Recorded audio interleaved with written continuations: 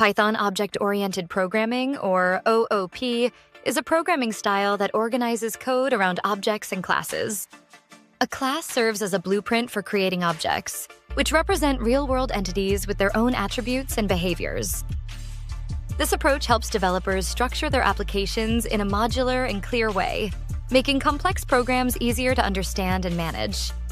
Python supports 4 key principles of OOP. First, encapsulation protects data by restricting direct access to an object's internal state. Second, inheritance allows one class to inherit properties and methods from another, promoting code reuse.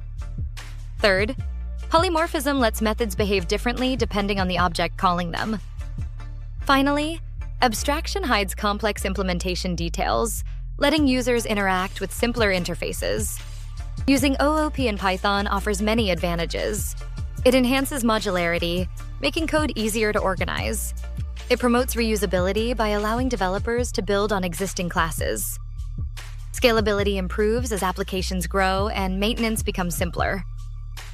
Overall, OOP enables developers to model real-world scenarios effectively and create robust, maintainable software.